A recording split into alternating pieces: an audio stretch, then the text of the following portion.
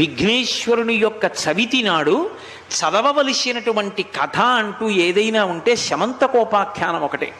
మీరు విఘ్నేశ్వరోత్పత్తి చదివారా చదవలేదా? ఆయన భూమికి ప్రదక్షిణం చేసిన విషయం చదివారా చదవలేదా? ఆయన విఘ్నాధిపత్యం పొందిన విషయం మీరు చదివారా చదవలేదా? వీటితో సంబంధం లేదు. సంబంధం అంతా ఎక్కడ అంటే కేవలంగా శ్రీకృష్ణ పరమాత్మకి విఘ్నేశ్వరుడికి ఉన్న సంబంధంతో కూడుకున్న శమంతకోపాఖ్యానాన్ని ఒక్కదాన్నే చదవాలి. ఎందుకని? కథ చదవండి అంటే ఎక్కడెక్కడవో శివమహాపురాణంలోనివి ఇంకో దాంట్లోవి తెచ్చి చదివారా చదవలేదా అని అడగలేదు కల్పంలో. చదివితే తప్పని నేను చెప్పట్లేదు, కానీ చదివి తీరవలసినది మాత్రం శమంతకోపాఖ్యానం.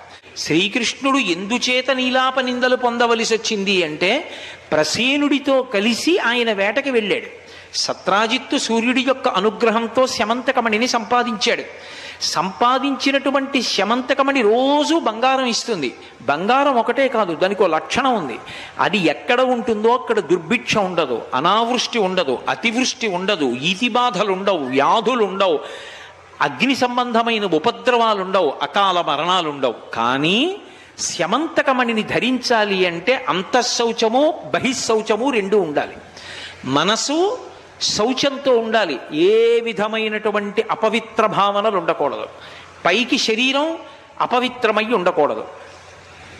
ఆ సత్రాజిత్తు శమంతకమణిని ధరించి వస్తుంటే సూర్యుడు వస్తున్నట్లుగా అనిపించింది. కృష్ణ భగవానుడు పిలిచి అన్నాడు, ఆయన తలుచుకుంటే ఇవ్వలేడు, శ్రీహప్పతి లోకానికి మార్గదర్శనం చేయడానికి దేశాభ్యున్నతి కొరకు ఆ మణిని నువ్వు తీసుకెళ్ళి ఉగ్రసేనుడికి ఇవ్వయా, అది పెట్టే బంగారంతో దేశాభివృద్ధి చేస్తాడు మహారాజు అన్నాడు. కృష్ణుడు అడిగాడు, అసలే చిన్నతనం నుంచి వెన్న దొంగ అని పేరు, తన దగ్గర మణి ఎత్తుకుపోతాడేమోనని కృష్ణుడి పట్ల అపవిత్రమైన భావన చేశాడు సత్రాజిత్తు. చేసి మణిని పట్టుకెళ్ళి తన తమ్ముడు ప్రసేనుడికి ఇచ్చాడు. ఎందుకైనా మంచిది, వీడు జాగ్రత్తగా ఉంచుతాడని. ప్రసేనుడు వేటకు బయలుదేరాడు. ప్రసేనుడితో కృష్ణుడు కూడా వెళ్ళాడు. అది భాద్రపద మాసంలో వచ్చినటువంటి శుక్లపక్ష చవితి ప్రదోష వేళ అయింది. ఈ ప్రసేనుడు శరీర శోధనకి వెళ్ళాడు. శరీర శోధన అంటే మూత్ర విసర్జన చేయడం. మూత్ర విసర్జన చేశాడు. అరణ్యంలో కాళ్ళు కడుక్కోవడానికి అవకాశం లేదు. మూత్ర విసర్జన చేసి కాళ్ళు కడుక్కోకుండా, చేతులు కడుక్కోకుండా, ఆచమనం చేయకుండా, కనీసం కాళ్ళు కడుక్కోకపోతే అపవిత్రత వస్తుంది శరీరానికి. వాడు ఉత్తమ కర్మలకు పనికిరాడు. కడుక్కోకుండానే శమంతకమణిని ఒంటి మీద ఉంచుకున్నాడు. అలా అపవిత్రత ఉంది కాబట్టి ఇప్పుడు చంపేస్తుంది శమంతకమణి. అందుకని సింహం వచ్చి ప్రసేనుడిని చంపేసింది. అది ప్రదోష వేళ, చీకటి పడిపోయింది, కనపడలేదు ప్రసేనుడు. చీకట్లో ఏం వెతుకుతానని కృష్ణుడి ఇంటికి వెళ్ళిపోయాడు. ప్రదోష వేళలో ప్రసేనుడి కోసమని తలెత్తి చూస్తుండడంలో ఆకాశంలో చంద్రుడు కనబడ్డాడు. ఆ చంద్రుడు కనబడ్డాడు కాబట్టి నీలాప నిందలు కృష్ణుడికి రావాలి. ఇప్పుడు పాపం ఆయన ఇంటికి వెళ్ళిపోయాడు. నిన్నను అడిగాడు మణి, ఇవాళ ఇవ్వలేదు, అందుకని చెప్పేసి నా తమ్ముడిని ఆయనే చంపేశాడన్నారు. మరునాడు ప్రసేనుడి యొక్క బంధువులందరినీ వెంట పెట్టుకొని కృష్ణ పరమాత్మ అరణ్యంలోకి వెళ్ళారు. ఎంత చమత్కారం అనుకుంటున్నారు! శ్రీకృష్ణ అవతారంలో బహుశः శమంతకోపాఖ్యానంలో ఆయన పడినన్ని కష్టాలు ఏ విషయంలోనూ పడలా. తీరా వెళ్ళేటప్పటికి ప్రసేనుడి గుర్రం చచ్చిపోయి ఉంది, ఎముకలు మాత్రమే ఉన్నాయి. ప్రసేనుడు లేడు, ప్రసేనుడి ఎముకలు ఉన్నాయి. ప్రసేనుడి యొక్క ఆభరణాలన్నీ ఉన్నాయి, శమంతకమణి లేదు. కృష్ణుడు అన్నాడు, ఇది బహుశः ఏదో క్రూర మృగం తినేసింది మాంసం అంతా, అందుకే ఎముకలు ఉన్నాయన్నాడు. అంటే వచ్చిన వాళ్ళు అన్నారు, కృష్ణుడి మీద అనుమానం కదూ ప్రసేనుడి బంధువులకి, సత్రాజిత్తు బంధువులకి. అవునులే, నిన్న రాత్రి నువ్వు చంపేసి శమంతకమణి ఎత్తుకుపోయావు, అందుకే అది ఒక్కటే లేదు, మిగిలిన నగలు ఉన్నాయి.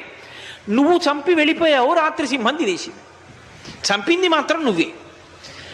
అమ్మ బాబోయ్, ఎలా ఈ నీలాపనింత తప్పించుకోవడం? మళ్ళీ బయలుదేరాడు. గుర్రపు అడుగుజాడల దగ్గర సింహపు అడుగుజాడలు కనబడ్డాయి.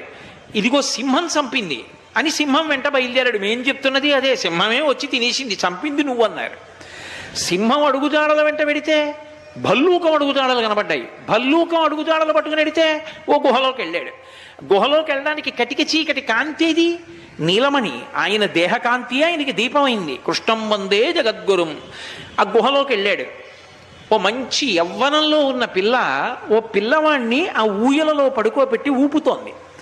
దాని మీద శమంతకమణి కట్టుంది. ఆ ఊయలలో ఉన్న పిల్ల, చంటి పిల్లని ఎందుకు పెళ్లి చేసుకుంటాడండి కృష్ణుడు? ఏం చేసుకుంటాడు పెళ్లి చేసుకుని? ఆ పిల్లని పెళ్లి చేసుకున్నాడని రాయకూడదు. ఆ ఊయలలో ఉన్న పిల్లవాడు జాంబవంతుడి కొడుకు, వాడి పేరు సుకుమారుడు. యవ్వనంలో ఉండి ఊయల ఊపుతున్న పిల్ల దాది కాదు, ఆమె జాంబవతి, జాంబవంతుని కూతురు. విష్ణు పురాణంలో పరాశర మహర్షి స్పష్టంగా చెప్పారు. ఆమె కృష్ణుణ్ణి చూసింది గుహలోకి వస్తూ ఉండగా. చూస్తూనే ఆయన ముగ్ధమోహన రూపం చూసి ఆకర్షింపబడి అమ్మ బాబోయ్ తెలియక వచ్చేస్తున్నాడు, ఇంత అందంగా ఉన్నాడు, పరపురుషుడు లోపలికి వచ్చాడని తెలిసిందా, నిద్రపోతున్న మా నాన్న లేచొస్తాడు జాంబవంతుడు. లేచొచ్చాడా, యుద్ధం చేస్తాడు, చేస్తే ఈయన్ని చంపేస్తాడేమో, ఇంత అందంగా ఉన్నాడు, బహుశः శమంతకమణి కోసమే వస్తున్నాడు. ఈ మణి ఇక్కడికి ఎలా వచ్చిందో నేను ఈయనకి చెప్తున్నట్టుగా కాకుండా పాట పాడతాను, పాట ద్వారా గ్రహిస్తాడని ఆవిడంది. సింహప్రసేనమవధీహి సింహో జాంబవతాహతః సుకుమారకమారోధీహి తవ హ్యేషా స్యమంతక అంది. సుకుమారక అంటే ఓ పిల్లాడా, ఆ ఉయ్యాల్లో పడుకున్న తమ్ముడు. వాణ్ణి చూసింది. సింహప్రసేనమవధీహి, సింహం ప్రసేనుణ్ణి చంపింది, ప్రసేనుణ్ణి జాంబవంతుడు చంపాడు, జాంబవంతుడు శమంతకమణి తెచ్చాడు, అదిగో వేలాడుతోంది. ఓ పిల్లాడా అది నీకేరా ఏడవకంది. అంటే ఏమిటి దాని అర్థం? పిల్లాడికి అర్థమవుతుందనే చంటి పిల్లాడికి వచ్చిన కృష్ణుడికి చెప్పాలని, నాన్నకి తెలియకూడదు చెప్తున్నట్టు. ఏడుస్తున్న పిల్లాడికి మణిని చూపించి చెప్తున్నట్టు పాట పాడింది. లేచి రానే వచ్చాడు జాంబవంతుడు. వచ్చాడు, యుద్ధం ప్రారంభమైంది. 21 రోజులు జరిగింది. అప్పుడు అర్థమైంది, గత జన్మలో రామచంద్రమూర్తిని యుద్ధం వరమడిగాడు. యుద్ధం కూడా కాదు, యథార్థానికి కౌగిలించుకుంటానని అడిగాడు. హనుమకొక్కరికే కటాక్షించారు. నీ శరీర ఆలింగనం కావాలి, ఇంత అందంగా ఉంటావు కదా, పుంసాం మోహన రూపాయ పుణ్యశ్లోకాయ మంగళం, రామా నిన్ను కౌగిలించుకుంటానన్నాడు. ఈ జన్మలో ఆ సుఖం, ఆ ఆలింగనం ఒక్క సీతమ్మకే, పరులకు ఇవ్వను. వచ్చే అవతారంలో నీ ముచ్చట తీరుస్తానన్నాడు. బ్రహ్మగారు ఎంత ఆయుర్దాయమో జాంబవంతుడు అంత ఆయుర్దాయం. ఆయన ఆవలింతలోంచి పుట్టాడు. అందుకని ఆయన ఏం చేశాడు? ఇప్పుడు జాంబవంతుడిగా ఉన్నాడు. ఆయన కోర్కె తీర్చడానికి రాముడు కృష్ణుడిగా ఇప్పుడు వచ్చాడు. 21 రోజులు యుద్ధం జరిగింది. బలం తగ్గిపోతుంటే జాంబవంతుడికి అర్థమైంది, ఈయన రాముడు రా అని. స్తోత్రం చేసి శమంతకమణిని ఇచ్చాడు, తన కూతుర్ని జాంబవతిని ఇచ్చాడు. ఊయల ఊపుతున్న యవ్వనంలో ఉన్న పిల్ల, పసిపిల్ల కాదు, మళ్ళీ బాగా జ్ఞాపకం పెట్టుకోండి ఆ విషయం. ఈ పిల్లని తీసుకుని శమంతకమణిని తీసుకుని ఇంటికి వెళ్ళాడు. సత్రాజిత్తుకి ఇచ్చేశాడు మణి. ఆయన అన్నాడు, ఎందుకు లేవయా, నాకున్నది ఒక్క కూతురు, ఈ కూతురుని ఎవరికి ఇచ్చి పెళ్లి చేస్తానో, అల్లుడికే కదా ఆస్తి వెళ్ళిపోతుంది, ఈ సత్యభామని నీకు ఇచ్చి పెళ్లి చేసేస్తాను, దీనితో పాటు శమంతకమణిని ఇస్తాను, ఈ కన్యామణిని శమంతకమణిని రెండింటినీ గోపాలమణి తీసుకుపో అన్నాడు. ఆయన అన్నాడు, మావా నువ్వు నాకు పిల్లని ఇచ్చిన తర్వాత ఎప్పటికైనా ఆస్తి నాదేగా, ఇప్పుడు ఎందుకు లేని నీ దగ్గరే ఉంచుకోని శమంతకమణిని తెలిసాడు. కానీ కృష్ణుడు దొంగ తన దగ్గర మణిని ఎత్తుకుపోతాడేమో అన్న అంత శౌచము లేని స్థితి ఒకటి ఉంది కదూ సత్రాజిత్తుకి.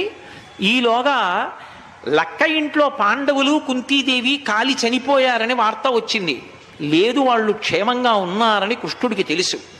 లౌకిక మర్యాద ఒకటి ఉంటుంది. కృష్ణుడు ఒక్కడు వెళ్ళలేదనుకోండి, అతను ఒకడు రాలేదు పరామర్శకంటారు. ధృతరాష్ట్రుడు దొంగేడు పేరుస్తుంటే ఓదార్చడానికి వెళ్ళాడు. ఈలోగా ఇక్కడ అక్రూరుడు, సుధన్వుడు మొదలైనటువంటి వాళ్ళు ఈ సత్యభామని పెళ్లి చేసుకోవాలి అని ప్రయత్నం చేశారు.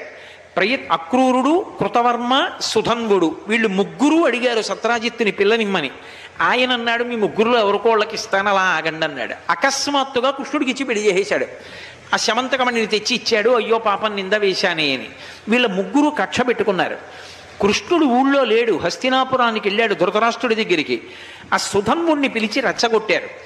వాడు అమాంతం వెళ్ళి ఆ సత్రాజిత్తుని సంహరించి శమంతకమణిని తెచ్చి అక్రూరుడి దగ్గర పెట్టాడు. తప్పు చేసేయడం తేలిక, తర్వాత ఏమవుతుందో గుర్తొచ్చేటప్పటికి భయం వేసింది. కృష్ణుడు వచ్చేస్తాడు, అక్కడ ఉండిపోతాడు ఏమిటి హస్తినాపురంలో, కృష్ణుడు వస్తే చంపేస్తాడని శమంతకమణిని వదిలి పారిపోవడం మొదలెట్టాడు. కృష్ణుడు రానే వచ్చాడు. సత్యభామ ఏడుస్తూ చెప్పింది, అయ్యో మా నాన్నగారిని చంపేశారు, ఇదిగో మణిని ఎత్తుకు పారిపోతున్నాడు సుధన్వుడని. వెంటనే బయలుదేరుతుంటే బలరాముడు అన్నాడు, తమ్ముడా నేను వస్తానన్నాడు. ఇద్దరు రథం ఎక్కి సుధన్వుడిని వెంట తరిమారు.